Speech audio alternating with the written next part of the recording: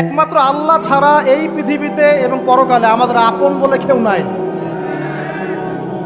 বাকি সবাই সবার স্বার্থের জন্য আছে। মানুষ মানুষের অবস্থানকেই মূল্যায়ন করে। আমরা মারা গেলে পরে 40 দিন তারা আমাদেরকে মনে রাখবে কিনা সন্দেহ আছে। বিশ্বাস করছেন না? এই যে আমাদের অনেক আত্মীয় স্বজন মারা গেছে না, বছরে একটা বারো কি কবরস্থানকে গিয়েছে? হয়তো যায়, মৃত্যুবার্ষিকী ওই দিন যায়, তাই না? দেখেন আমরা কিন্তু আস্তে আস্তে ভুলে গিয়েছি, আমরা ব্যস্ত হয়ে গেছি। ঠিক একইভাবে তারাও আমাদেরকে ভুলে যাবে। এই জন্যে আমি বারবার আপনাদেরকে মনে করে একটা কথা, আমার জীবন থেকে উপলব্ধি করি একটা কথা, যে একমাত্র আল্লাহ ছাড়া এই পৃথিবীতে এবং পরকালে আমাদের আপন বলে কেউ নাই। বাকি সবাই সবার স্বার্থের জন্য আছে। মানুষ মানুষের অবস্থানকেই মূল্যায়ন করে। মানুষ মানুষের অবস্থানকেই মূল্যায়ন করে। আল্লাহ রাব্বুল আলামিন আপনার ভিতরটাকে ভালোবাসেন। দেখেন, আপনি যখন নামাজ পড়েন নাই, আল্লাহ পাক কিন্তু আপনাকে ধ্বংস করে দেন নাই। আল্লাহ পরম করুণাময় আপনাকে হেদায়েত দিয়ে নামাজি বানিয়ে দিয়েছেন। জীবনে অনেক পাপ করেছেন, ইনস্ট্যান্ট আল্লাহ পাক শাস্তি দিতে পারতেন, আল্লাহ পাক দেন নাই। আল্লাহ আপনাকে ভালোবাসেন, আল্লাহ আমাকে ভালোবাসেন। আল্লাহ পাকের এই ভালোবাসার ঋণটা শোধ করার জন্য হলেও নামাজি হয়ে যান, আল্লাহর পথে ফিরে আসেন, দিনের জন্য কিছু করেন, দিনের ফিকির করেন, পড়াশোনা করেন। প্রিয় ভাইরা, আল্লাহ পাক তৌফিক দান করুন। দেখুন, এই রিবা থেকে দূরে থাকার জন্য একটা হাদিস যথেষ্ট। যে 4 শ্রেণীর মানুষকে আল্লাহ রাসূল সাল্লাল্লাহু আলাইহি ওয়াসাল্লাম লাআনত করেছেন, অভিশাপ দিয়েছেন। ইনশাআল্লাহ আজকের লেকচার যাদের কানে যাবে, আমরা যদি না খেয়েও মরে যাই, আল্লাহ পাক না খেয়ে মারবেন না ইনশাআল্লাহ। রিজিক আছে, খাবো ইনশাআল্লাহ। কিন্তু হয়তো বা অভাব হবে, টাকা পয়সা একটু কম হতে পারে, অন্যের 10 তলা ফ্ল্যাট হবে, আমার হবে না, ঠিক আছে? অন্যের এত বিঘা বিঘা জমি আমার হয়তো হবে না। কিন্তু ইনশাআল্লাহ তাআলা এই যে দুনিয়ার মুসাফিরের জীবনটা, এটা মুসাফিরের জীবন না? মুসাফিরের জীবনটা কেটেই যাবে ইনশাআল্লাহ। কাটবে না? যে কোনোভাবে কেটে তো যাবেই ইনশাআল্লাহ। এই যে পরকালের জীবনটা একটা চেতনার শক্তি, জানেন? দুনিয়াতে যত বাধা বিপত্তি আসুক, গাল মন্দ খান, গীবত তহমত খান, কষ্ট হোক, নির্যাতন হোক, একটা বিষয় মনের মধ্যে শান্তি দেয়। কি শান্তি? যে এই দুনিয়ার জীবনটা তো আর চিরস্থায়ী নয়, এটা তো আর সারা জীবন থাকবে না। ইনশাআল্লাহ এই অবস্থা আস্তে আস্তে পরিবর্তন হয়ে যাবে। ফাইন্না মাআল উসরি ইউসরা। পরকালে ইনশাআল্লাহ পাবো, দুনিয়াতে না পেলে কি হয়েছে, পরকালে পাবো ইনশাআল্লাহ। যুবক ভাই, এসব জেনা ছেড়ে দেন, আল্লাহ রাব্বুল আলামিন আপনার জন্য হুর রেখেছেন জান্নাত, ইনশাআল্লাহ পাবেন ইনশাআল্লাহ। এটা ছেড়ে দেন, সুদ ছেড়ে দেন, আল্লাহ পাক আপনার জন্য হাউজে কাউসার রাখছে ইনশাআল্লাহ, ঠিক আছে? অন্যায় পাপ ছেড়ে দেন, আল্লাহ রাব্বুল আলামিন আপনার জন্য জান্নাত রেডি করে রাখছে ইনশাআল্লাহ। এই দুনিয়ার জীবনটা ধোঁকা, একটা ছোট্ট জীবন, পুরা ধোঁকা, কিচ্ছু নাই এর মধ্যে। আমার কথা শোনেন, এই দুনিয়ার জীবনে কিছুই নাই। চারপাশে অনেক কিছু মনে হবে, আপনার বাড়ি আছে, গাড়ি আছে, স্ট্যাটাস আছে, টাকা পয়সা, প্রতিপত্তি সব আছে। আদতে আপনি একা, আদতে আপনাকে একাই কবরে যাওয়া লাগবে, একাই আল্লাহর সাথে হিসেব নিকাশ দিতে হবে। কেউ নাই সাথে, আমাদের সাথে কেউ নাই। কিন্তু আপনি মনে করছেন যে সেলিব্রিটিজম বড়, আমি পলিটিক্যাল নেতা হয়েছি, আমাকে সবাই চেনে, আমি ইকোনমিক সেক্টরে লিড দেই, রাষ্ট্রকে লিড দেই, আমি ধর্মতাত্ত্বিক ক্ষেত্রে লিড দেই, আমাকে দেখলে মানুষ বাহবা দেয়, ইত্যাদি ইত্যাদি। দিন শেষে আমি একা, আপনিও একাই। আমাকেও একাই যেতে হবে, আপনাকেও একাই যেতে হবে। এগুলো সব চারপাশের খালি অন্ধ মোহ, আর কিচ্ছু না। এই মোহের মধ্যে ঢুকে পড়বেন না, আল্লাহ পাক তৌফিক এনায়েত করুন।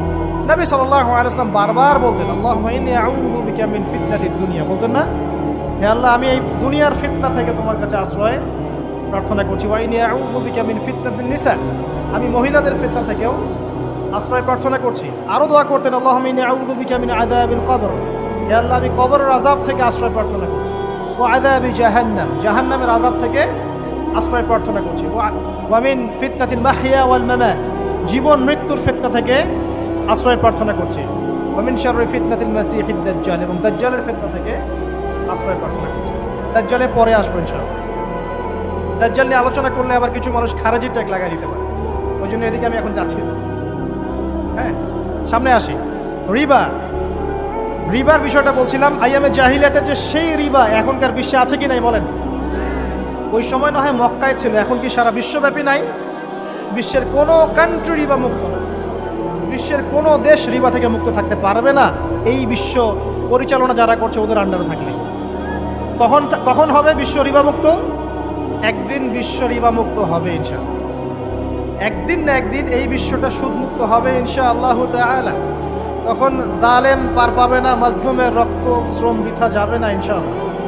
কবে কত বছর পর আমি জানি না, কিন্তু এতটুকু জানি যে মালহামার পরে যখন আল মাহদি আসবেন এবং তারপর যখন মাসিহুদ দাজ্জাল বের হবে এবং ঈসা ইবনে মারইয়ামকে আল্লাহ পাক নামিয়ে দিবেন, তার হাতে যখন দাজ্জাল নিহত হবে এবং জেরুজালেম থেকে যখন পুরো বিশ্ব শাসন করা হবে মুসলিমদের হাতে, তখন রিবা বলে কিচ্ছু থাকবে না। তার আগ পর্যন্ত এই অবস্থা সলভ হবে কিনা আমরা জানি না, হতেও পারে না। ওই সময় যে হবে নিশ্চিত ইনশাআল্লাহ। আসুন, আইয়ামে জাহিলিয়াতের আরেকটা বড় পাপ ছিল যে এক ভাই বলেছেন, সেটা হচ্ছে নারীর অবমাননা। কে বলেছে এই কথাটা? সামনে একটা। হ্যাঁ, আইয়ামে জাহিলিয়াতের অন্যতম একটা সেরা পাপ ছিল কি? নারীর অবমাননা। এটা নিয়ে কি বলতে হবে? এখন ধর্মের মধ্যেও আমরা নারীদেরকে অবমাননা করছি। বহু নামাজি ব্যক্তি আছে আমাদের মধ্যে, দেখবেন বোনের সম্পত্তি দেয় নাই, মেয়েকে শিক্ষিত করতে চাচ্ছেন না। কেন চাচ্ছেন না? ওর কি অধিকার নাই শিক্ষার? আপনি কি জানেন যে আয়েশা রাদিয়াল্লাহু আনহার কাছে বহু সাহাবী হাদিসের তালিম নিয়েছেন, বহু হাদিস শিখিয়েছেন কে? মা আয়েশা রাদিয়াল্লাহু আনহা।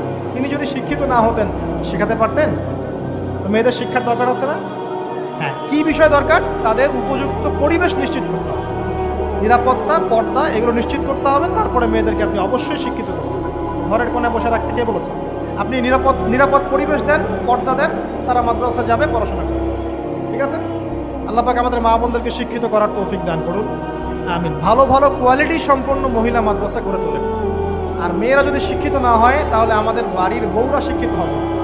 আর বউ শিক্ষিত না হলে আপনি একা শিক্ষিত হয়ে লাভ নাই। তখন ওই যে বললাম টর্চার সেল, ওই টর্চার সেলে ঢুকতে হবে। কথা বুঝতে পারছেন না? আগে বিয়ে শাদী করেন, বুঝবেন ইনশাআল্লাহ। যারা করেছেন তারা অলরেডি হাসছে যে মিসমিস করে। ঠিক আছে? আচ্ছা, সামনে আসেন। দেখেন মেয়েদের অবমাননা কিভাবে দেখাবো। সবচেয়ে বড় অবমাননা হচ্ছে ওদের দেহটাকে আমরা এখন পণ্য বানিয়েছি। এই যে পর্নোগ্রাফি দেখেন, এই মেয়েগুলোর ইজ্জতের কোনো দাম নাই। মানে তাদের দেহটাকে একটা ব্যবসার সামগ্রী বানানো হয়েছে। এবং আমি একটা লেকচার দিয়েছিলাম ঢাকায়, নীল দর্পণ, দেখবেন অনলাইনে আছে। ওখানে আমি স্ট্যাটিস্টিক দেখিয়েছি যে সারা বিশ্বে এই যে আমেরিকায় শুধুমাত্র $12 বিলিয়ন ব্যবসা করে পর্ন দিয়ে। এটা একটা ব্যবসা, একটা ইন্ডাস্ট্রি। যেমন ফিল্ম ইন্ডাস্ট্রি আছে, আপনার গানের ইন্ডাস্ট্রি আছে না, এরকম একটা ইন্ডাস্ট্রি হচ্ছে এই পর্ন ইন্ডাস্ট্রি। এখানে সবাই অ্যাক্টর অ্যাক্ট্রেস, এরা হচ্ছে অভিনেতা অভিনেত্রী। এখানে যা দেখানো হয় এগুলো কিন্তু রিয়েল না, বাস্তব না, সব ফেক। বুঝতে পারছেন না কথা? এগুলো অভিনয়, এগুলো ফেক। এবং এটা একটা ইন্ডাস্ট্রি, এর মধ্য দিয়ে মেয়েদের দেহটাকে পণ্য বানিয়ে সারা বিশ্বে ব্যবসা করছে। এবং এর একটা অন্যতম উদ্দেশ্য হচ্ছে মুসলিম যুবকদের ঈমান যেন নষ্ট করা যায়। কারণ মুসলিম যুবকদের ঈমান চলে গেলে তারা নিশ্চিন্ত, ওদের পথে আর কেউ বাধা নাই। কারণ ওদের এই জুলুমের পথে বাধা যদি কেউ দিতে পারে তাহলে কারা দিবে? মুসলিমরা। আর মুসলিমদের মধ্যে সবচেয়ে শৌর্য বীর্য কাদের মধ্যে থাকে? যুবকদের মধ্যে। যুবকদের ঈমান যদি চলে যায় তাহলে এদের আর কোনো সমস্যা নেই। এই বিষয়টা খেয়াল করবেন যে এটা একটা ইন্ডাস্ট্রি। সো এখানে আমরা মেয়েদের দেহটাকে আমরা কি বানিয়েছি? পণ্য বানিয়ে দিয়েছি। আর এখন তো চলছে কাপড় খোলা সংস্কৃতি। প্রত্যেকটা সেক্টরে আপনি গিয়ে দেখবেন মেয়েদের ইজ্জত, সম্মান, আব্রুটাকে উন্মুক্ত করে এটাকে দিয়ে আমরা বিজনেস করছি। একটা বিজনেস। এখানে সমাধান কি? সমাধান আয়েশা রাদিয়াল্লাহু আনহা। সমাধান কে? সমাধান ফাতিমা রাদিয়াল্লাহু আনহা। সমাধান কে? সমাধান খাদিজা রাদিয়াল্লাহু আনহা। আমাদের মা, আমাদের বোন, আমাদের স্ত্রীদেরকে তাদের মতো করে মানুষ করতে হবে, গড়ে তুলতে হবে ইনশাআল্লাহ। দেখবেন নারীর সত্যিকারের সম্মান নিশ্চিত হবে ইনশাআল্লাহ। ইসলাম কি কখনো বলেছে যে মেয়েরা কাজ করতে পারবে না, পড়াশোনা করতে পারবে না ইত্যাদি? এই নাস্তিকরা তো ঠুনকো যুক্তি দিয়ে আক্রমণ। কে বলেছে সমস্যা? এমন ইসলামিক স্টেট আছে যেখানে একটা স্টুডিও, মনে করি স্টুডিও, ছবি তোলা হয়, কথার কথা, সেখানে সব কর্মী মহিলা, কোনো পুরুষ নাই। একটা মাদ্রাসা, সমস্ত কর্মী মহিলা, কোনো পুরুষ নাই। একটা স্কুল, সবাই মহিলা, কোনো পুরুষ নাই। ওখানে মেয়েরাই পড়ে, মেয়েরাই শেখায়। জায়েজ না জায়েজ বলেন? একটা নিরাপদ পরিবেশে যদি মেয়েরাই মেয়েদের দায়িত্ব নিয়ে পড়াশোনা করায়, ব্যবসা করে, অন্য কিছু করে, জায়েজ না জায়েজ? তাহলে পরিবেশ নিশ্চিত করাটা হচ্ছে চ্যালেঞ্জ। ইসলাম বলছে না যে আপনি তাকে একদম অজ্ঞ করে রেখে ঘরের কোণে ফেলায় রেখে দেন, তাকে আপনি পড়াশোনাও শেখাবেন না, সম্পত্তির অধিকারও দিবেন না, কিছুই না।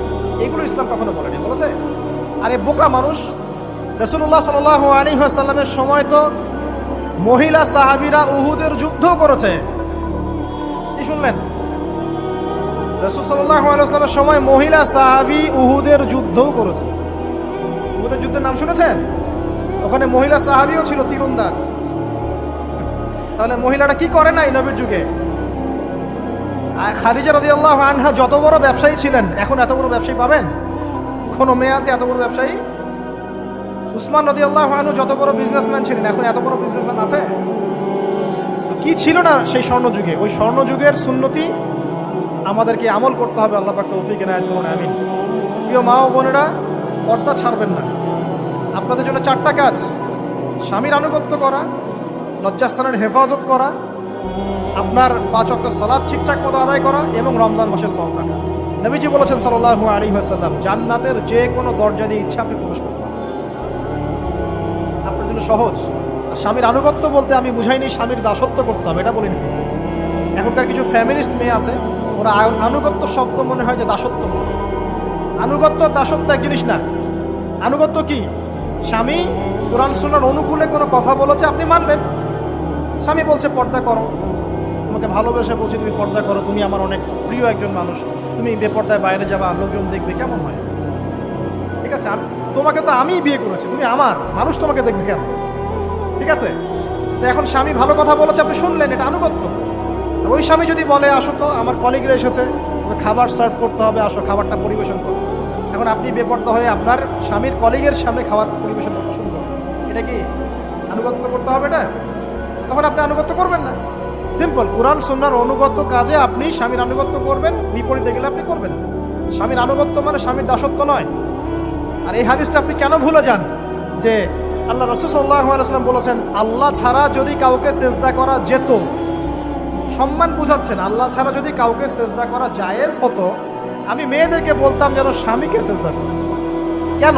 কারণ আপনাকে রেসপন্সিবিলিটি, আপনার খাবার, আপনার ফুড, আপনার শেল্টার, আপনার মানে পুরো দায় দায়িত্ব নিজের হাড় ভাঙা পরিশ্রম দিয়ে, জীবনের ঝুঁকি নিয়ে স্বামী আপনার জন্য করে। সে আপনার সম্মান পাওয়ার যোগ্য তো? সে কি আপনার সম্মান পাওয়ার যোগ্য নয়? আপনি যদি সম্মানের হক আদায় না করতে পারেন তাহলে আপনি অকৃতজ্ঞ। আর অকৃতজ্ঞ মেয়ে কখনো জান্নাতে যাবে? একটা হাদিসে আছে বেশিরভাগ মেয়ে জাহান্নামের যাওয়ার অন্যতম কারণ হচ্ছে তারা স্বামীর সাথে কুফরি করে। কি করে? আর সারা জীবন স্বামী ভালোবেসে যায়, ভরণ পোষণ দিয়ে যায়, সব চাহিদা পূরণ করে যায়, একদিন দেখবেন কথা কাটাকাটি হয়েছে, ওই দিন বলে বসবে যে তোমার কাছে আমি কিচ্ছু পাইনি। এই যে কুফরি, এই কারণে তারা জাহান্নামে যেতে পারে বেশি। আল্লাহ হেফাজত করবে। আরেকটা কারণ হচ্ছে যে বেপর্দা। আপনাকে 4টা মূলনীতি ফলো করতে হবে। 1, এমন কোনো পোশাক পরবেন না যে পোশাকটা আটো সাটো, যেটা পরলে আপনার গায়ের কাঠামো বোঝা যায়। এটা বোরখা হলেও করা যাবে না। আমি কি বুঝাতে পারছি? ডিজিটাল বোরখা দেখেন নাই? দেখছেন? মাশাআল্লাহ। আর কারা কারা দেখছেন? এদিকে চোখ বেশি যায় না? আচ্ছা, এমনি দেখা যায়, চোখ দিতে হয় না, এমনি দেখা যায়। ডিজিটাল বোরখা চলবে না, ডিজিটাল বোরখা চলবে না। আমার মত, এটা আমি মত দিচ্ছি, আমি আল্লাহর রাস্তায় সময় দিয়েছি অনেক দিন, এবং এখানে যে পর্দাটা শেখানো হয় এরকম পর্দা আমি অন্য কোথাও দেখি। এত চমৎকার পর্দা শেখানো। কারা কারা সময় লাগিয়েছেন? 3 দিন 7 দিন সময় দিয়েছেন কারা? বেশিরভাগই দেন নাই। সমস্যা নাই, দিতে হবে, আমি বাধ্যতামূলক বলিনি আপনাকে। বলেছি এখানে পর্দা শেখানো হয়, চমৎকার পর্দা শেখানো, যে এখানে চোখটা পর্যন্ত তাদের ঢেকে রাখার তালিম দেওয়া হয়। যাই হোক, যেখানেই শেখেন, অ্যাটলিস্ট পর্দাটা শিখলেই হোক। এমন পোশাক হবে না যেই পোশাকটা আটো সাটো, যেটা পরে আপনার গায়ের কাঠামো বোঝা যায়। 2 নম্বরে এমন পোশাক পরা যাবে না যেই পোশাকটা পরলে বাহির থেকে ভিতরের অঙ্গ দেখা যায়। দেখেছেন? দেখেন নাই? দেখছেন হুজুর? আচ্ছা, আপনারা তো সব দেখেন দেখি। তারপরে 3 নাম্বার, এমন পোশাক পরা যাবে না যেটা অমুসলিমদের সাথে সাদৃশ্য আছে। কথা বুঝতে পারছেন? অমুসলিমদের ধর্মীয় বিষয়ের সাথে সাদৃশ্য আছে এমন পোশাক মুসলিম মেয়েদের পরা যাবে না। এর মানে এই নয় যে অন্য ধর্মকে আপনি আক্রমণ করবেন, এটাও নয়। যে যার ধর্ম তাদের স্বাধীনতা মতো পালন করবে। মুসলিমরা বাধা দিবে না। মুসলিমরা দাওয়াত দিতে পারে। কি করতে পারে? দাওয়াত দিতে পারে যে ভাই, যে লা ইলাহা ইল্লাল্লাহর কনসেপ্ট আপনাকে বুঝাচ্ছি, আল্লাহ ছাড়া কোনো মাহবুদ নাই, মুহাম্মদ সাল্লাল্লাহু আলাইহি ওয়াসাল্লাম সর্বশেষ রাসূল, এই কোরআন পড়ুন, হাদিস পড়ুন, দেখুন এটাই হচ্ছে মানবতার মুক্তির সনদ। এরপর যদি সে ইসলাম কবুল করে আলহামদুলিল্লাহ, যদি না করে এর হিসাব কে দিবে? সে নিজে দিবে। এর হিসাব কি আমাকে দেওয়া লাগবে? দেওয়া লাগবে না। তো অমুসলিমদের সাথে সাদৃশ্য আছে এমন পোশাক চলবে না। আর 4 হচ্ছে পুরুষরা মেয়েদের পোশাক পরতে পারবে না, মেয়েরা পুরুষদের পোশাক পরতে পারবে না। জি, আপনাদেরকেই বলছি, আপনারা জিন্স পরতে পারবেন না, মেয়েদেরকে বলছি, এবং টি শার্ট পরতে পারবেন না। আপনারা ওই যে যা ইচ্ছা তাই ড্রেস পরে বলবেন যে 1000 বছরের সভ্যতা সংস্কৃতি, এসব বাজে কথা চলবে না। এটা 1000 বছরে কোনোদিনও আমাদের দাদা নানিরা এগুলা কখনো পরে নাই, বুঝছে? আপনার দাদি কখনো ওইরকম পরছিল শাড়ি? ওই যে বললো 1000 বছর থেকে পরে আসতেছে নাকি? সুবহানাল্লাহ। তো এখানে বিষয়টা হচ্ছে পুরুষ মেয়ের পোশাক পরতে পারবে না, মেয়ে পুরুষের পোশাক পরতে পারবে না। আমি খুব সংক্ষিপ্ত করে আপনাকে কোরআন সুন্নাহ থেকে 4টা মূলনীতি বলে দিলাম। এই 4টা মূলনীতি কোরআনেও আছে, হাদিসেও আছে। আসেন, এই যে নারীর অবমাননা, এই বিষয়টা আইয়ামে জাহিলিয়াতে যেমন ছিল, এখন দেখবেন আরো বড় পরিসরে এসেছে। আসলে এই যে ফ্যাশন শো, দেহের প্রদর্শনী, বিভিন্ন ফিল্মস দেখবেন, ফিল্ম ইন্ডাস্ট্রিজে দেখবেন, মিউজিকে দেখবেন, পর্নে দেখবেন, মেয়েদের দেহটাকে নিয়ে ব্যবসা করা হচ্ছে। আগে তো না হয় কন্যা সন্তান হলে জীবন্ত পুঁতে ফেলতো নাকি? এখন যদি গর্ভের বাচ্চা মেয়ে জানে, অনেকে আগেই মেরে ফেলে। বুঝেন নাই মনে হয়? অনেকে যদি জানে যে গর্ভে মেয়ে সন্তান আছে, আগেই মেরে ফেলে। এমন অনেক দেশ আছে, আমি নাম বলছি না দেশের সঙ্গত কারণে, সেই দেশে এরকম মেয়ে সন্তানকে এই যে খালাস করে ফেলার, নষ্ট করে ফেলার, ভ্রূণ নষ্ট করার আলাদা ক্লিনিক আছে, আলাদা হসপিটাল আছে, মানে নাউজুবিল্লাহ। তো আসলে ওই 1450 বছর আগের মানুষটা বেশি বর্বর ছিল না, আমরা বেশি বর্বর? এই অধিকারের কথা বলে বলে আমরা মেয়েদের দেহটাকে নিয়ে এখন মশকরা করছি, তামাশা করছি। সবচেয়ে সেরা অধিকার কোথায় পাবে? কোরআনে পাবে, হাদিসে পাবে, ইসলামে পাবে। তার পর্দা নিশ্চিত হবে, দেহ সেফ থাকবে, তার ইজ্জত নিশ্চিত হবে, ইজ্জত সেফ থাকবে, তার সম্মান সেফ থাকবে, তাকে রাজরানীর মতো স্বামী বাসায় রাখবে, কারণ সে হচ্ছে তার কাছে সবচেয়ে মূল্যবান প্রিয় বস্তু। শুধু তাই নয়, সম্পত্তির অধিকার তাকে দিতে হবে। একজন মেয়ে তার ভাইয়ের সম্পত্তি পাবে, তার বাবার সম্পত্তি পাবে, তার স্বামীর সম্পত্তি পাবে, সব দিক থেকে সে সম্পত্তি পাবে।